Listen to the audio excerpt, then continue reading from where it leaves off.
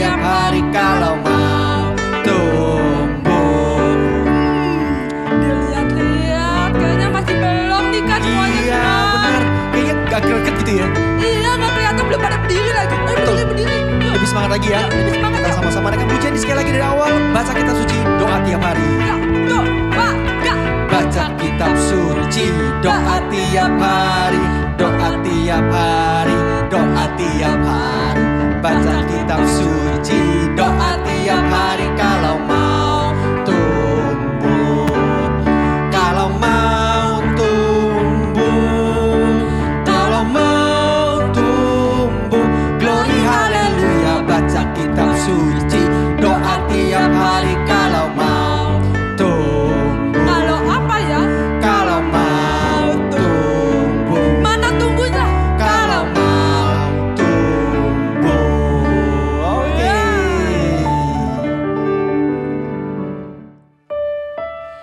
Yuk adik-adik kita mau sama-sama sungguh-sungguh kita menaikkan pujian How I Love You Lord. Kita sungguh-sungguh mengasihi Tuhan, sungguh-sungguh mengasihi Tuhan Yesus sebagai juru selamat hidup kami semua. Yuk sama-sama kita adik-adik angkat suaranya, kita naikkan pujian dari awal. How I Love You Lord. How I love you, Lord. I love you, Lord. With all of my heart. I love you, Lord. How I love you, Lord. I love you, Lord.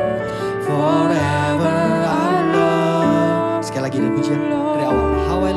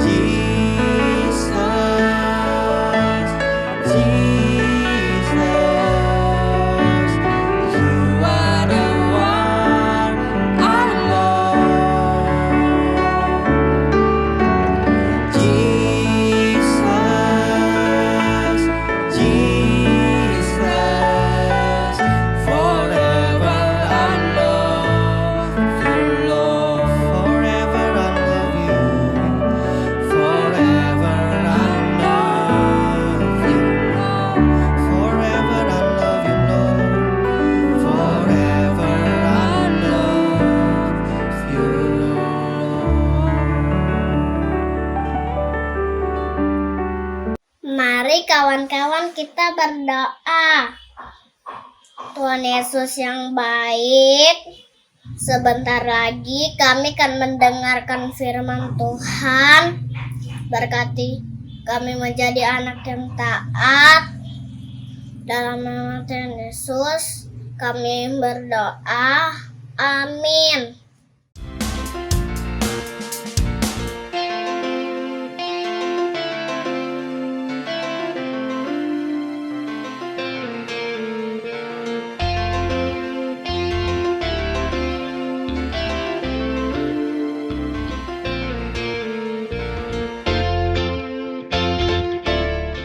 Shalom PPLC Kids, apa kabar semuanya? Sehat-sehat ya, puji Tuhan. Kembali minggu ini bareng Kak Bika, kita akan belajar sesuatu tentang firman Tuhan. Namun seperti biasa, sebelum kita memulai belajar firman Tuhan, Kak Bika panggil kembali untuk buka hatinya. Kita tundukkan kepalanya, kita akan lipat tangannya, kita akan berdoa bareng-bareng ya. Tuhan Yesus yang baik, terima kasih untuk penyertaan Tuhan dalam hidup kami. Sebentar kami anak-anak Tuhan akan belajar firman Tuhan. Kiranya Tuhan tetap sertai, Roh Kudus yang manis temenin, supaya firman Tuhan masuk ke dalam kehidupan kami, dan kami bisa melakukannya dengan baik dan benar. Kami sambut firman Tuhan dalam nama Yesus. Haleluya. Amin. Nah, apa kabar adik-adik semuanya? Puji Tuhan sehat. Di minggu ini kita akan belajar sesuatu hal tentang percaya. Mungkin adik-adik sudah pernah belajar atau sudah tahu apa itu percaya. Nah, Kak Bika kembali ingetin lagi untuk tetap melakukan firman Tuhan. Dan minggu ini kita akan belajar sesuatu tentang seorang anak Tuhan yang diberkati Tuhan. Tapi Kak Bika kasih clue dulu siapa ya orangnya ya. Dia seorang laki-laki dan dia anak dari bapak orang percaya. Ayo, siapa yang bisa tebak? Yap, dia adalah Ishak. Nah, minggu ini atau minggu-minggu sebelumnya mungkin adik-adik yang sudah join, baik yang di offline ataupun yang online, sudah mendengarkan firman Tuhan tentang gimana Tuhan menciptakan dunia ini, gimana Allah membantu Adam dan Hawa, sampai akhirnya Adam dan Hawa masuk ke dalam dosa karena mereka tidak taat, dan akhirnya pun dosa masuk ke dalam dunia. Namun dari cerita ini Tuhan itu mau mengembalikan semuanya jadi jalur yang benar. Dan dia memilih untuk Abraham, bapak orang percaya, untuk jadi bagian dari rencana Tuhan untuk memperbaiki semuanya yang sudah nggak benar. Nah, di sini Tuhan itu berjanji kepada Abraham, seperti yang kita ketahui kalau seluruh dunia itu akan diberkati melalui keluarga Abraham. Sampai akhirnya ini Allah dan memberkati kehidupan Abraham sampai akhir lahirlah Ishak. Nah, cerita ini akan berjalan sampai seterusnya dan Kak Bika akan mulai dari kehidupan seorang Ishak. Ishak dan keluarganya dan para gembalanya itu tinggalnya di daerah dataran Filistin. Gitu ya. Dan bagi orang mereka peran dari air itu penting banget karena itu sumber kehidupan mereka. Jadi kalau ada air mereka bisa makan, bisa masak, bisa minum, bisa berkebun, bisa beternak, bisa semuanya lah bercocok tanam. Nah, jadi karena mereka punya air, mereka bisa melanjutkan kehidupannya. Karena kalau mereka nggak punya air, nggak punya akses ke sumur yang bersih, mereka nggak akan bisa hidup. Baik semua keluarganya Ishak dan juga para gembalanya. Nah, untungnya keluarga Ishak ini diberkati oleh Tuhan dan mereka punya sumur yang bagus. Dan nggak hanya bagus, sumurnya tuh bersih, banyak isinya. Jadi bisa digunakan untuk bercocok tanam. Bisa juga untuk hidup mereka.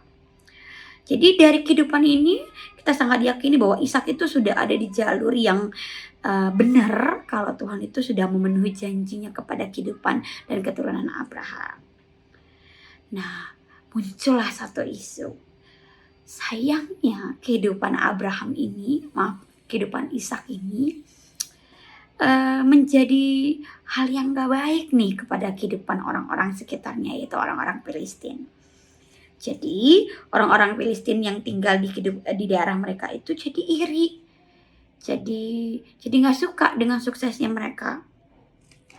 Akhirnya sumur yang mereka punya mereka timbun pakai tanah. Jadi mereka gak punya sumur lagi. Jadi mereka gak punya air lagi. Dan gak hanya itu aja. Raja orang Filistin, siapa namanya? Raja Abimelek, bilang nih kepada Ishak, "Hai Ishak, kamu harus pergi dari tempat kita. Pergi nih dari tengah-tengah kami. Karena kamu tuh jadi lebih berkuasa nih dari tempat kami, daripada orang-orang kami. Jadi kamu gak boleh tinggal di sini. Kamu harus pergi." Tapi sebenarnya kalau dipikir-pikir, orangnya Ishak itu jauh lebih banyak. Para gembalanya Ishak, para tentaranya Ishak itu sebenarnya bisa melawan orang-orang Filistin, raja Filistin. Tapi lihat deh, Ishak nggak mau ngelawan. Ishak bilang, "Oke, kami akan pergi." Akhirnya mereka pergi lagi dari daerah dataran Filistin. Mereka pindah ke tempat yang lain. Di firman Kejadian 26 ini menceritakan gimana Ishak akhirnya memilih untuk pindah dan berjalan lagi bersama seluruh keluarganya dan juga gembalanya ke daerah yang lebih bawah, yaitu di daerah Lembah Gerar.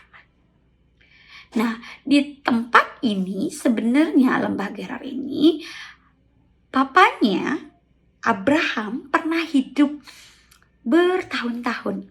Jadi mereka tuh udah kenal nih daerah tempat itu.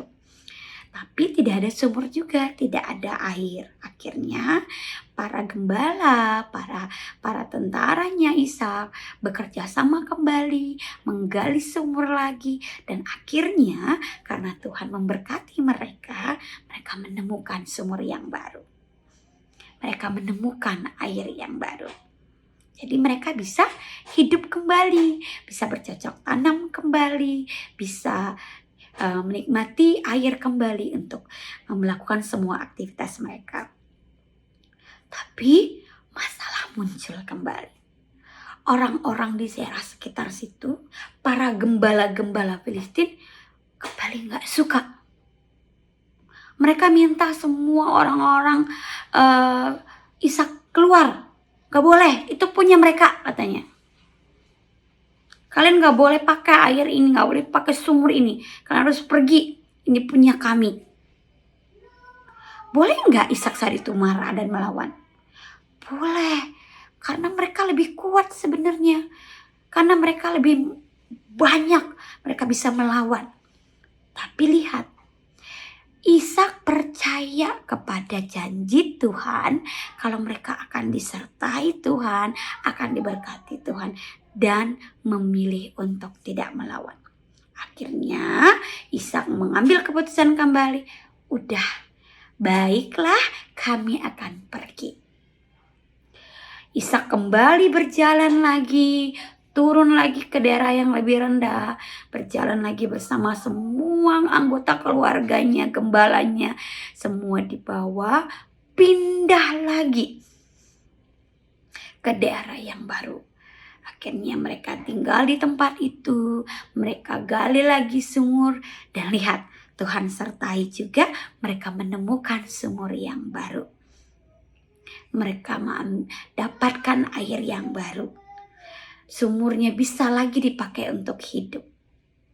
Berhenti gak saat itu orang-orang Filistin gangguin mereka?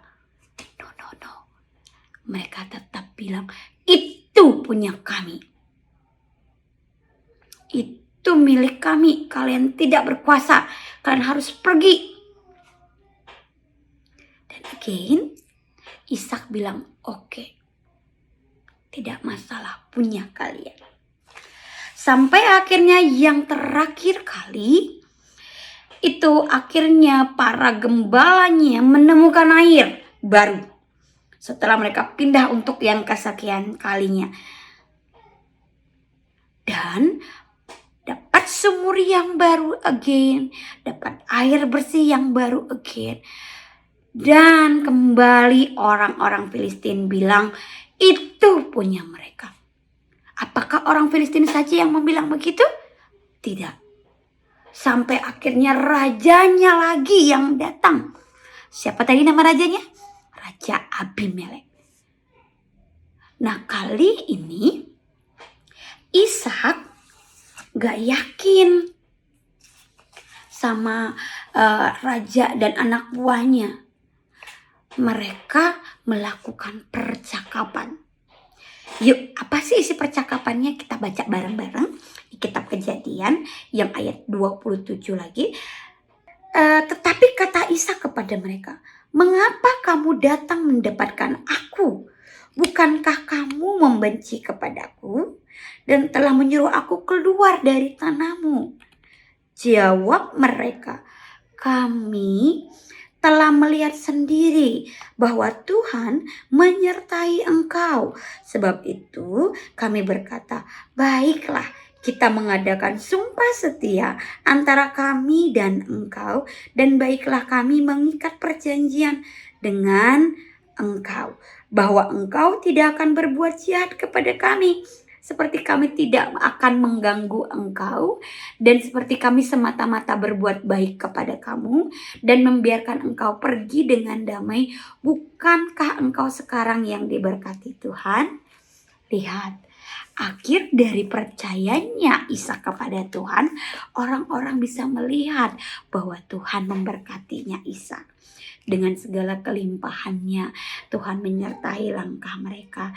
Ingat bahwa Ishak sebenarnya bisa melawan, tapi dia tetap memilih untuk tidak melawan, tapi percaya. Dan karena dia percaya, orang-orang bisa lihat bahwa Tuhan menyertainya. Akhirnya Ishak dan warga Filistin, bahkan Raja Filistin, melakukan pesta. Ishak membuatkan pesta buat mereka, dan pesta ini untuk mengikat suatu perjanjian. Jadi sebenarnya dari pesta ini Ishak mau menunjukkan bahwa Tuhan itu memelihara kehidupan mereka, dan Ishak percaya kepada janjinya Tuhan.